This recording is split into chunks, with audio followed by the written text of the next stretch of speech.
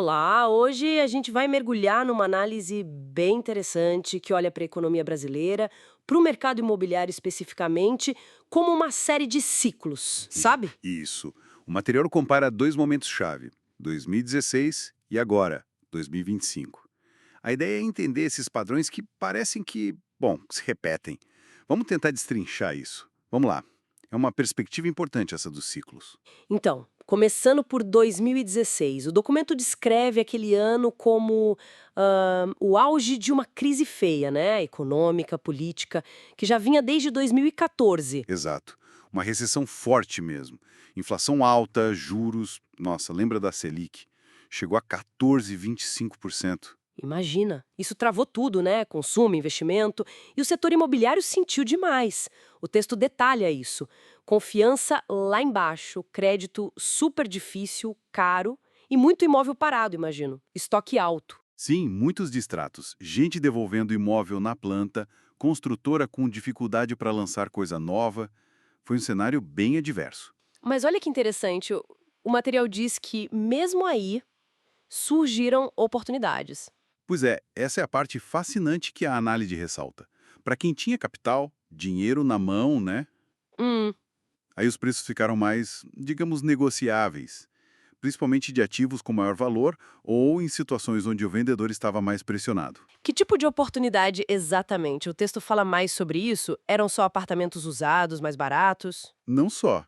O texto menciona investidores com visão de longo prazo, talvez com mais apetite a risco.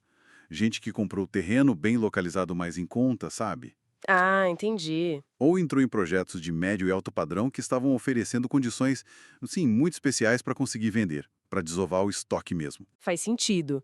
Teve também consolidação no setor.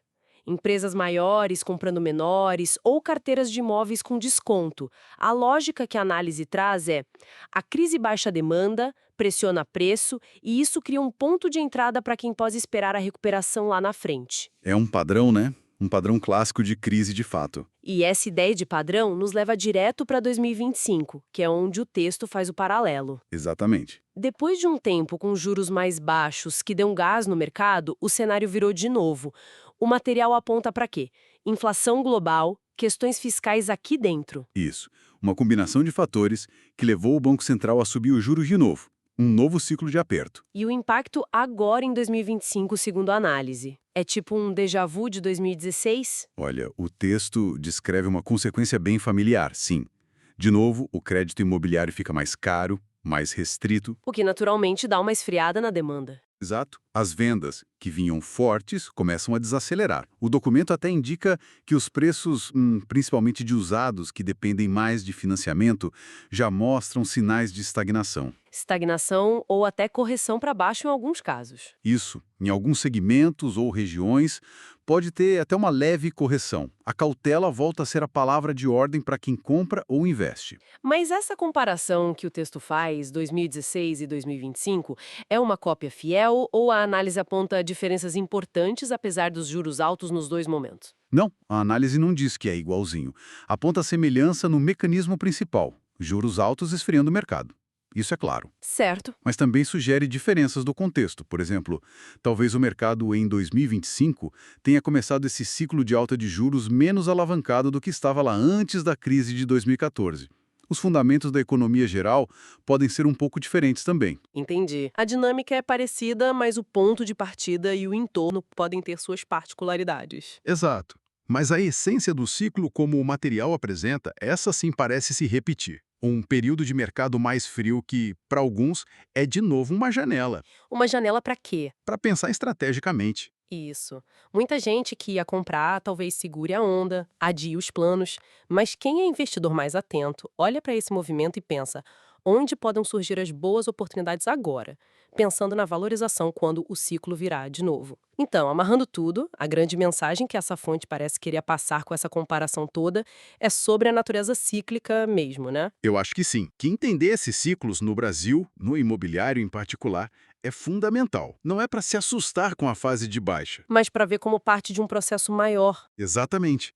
Tanto em 2016 quanto agora, em 2025, como descrito no material, o aperto nos juros traz desafios, claro, mas também abre espaço.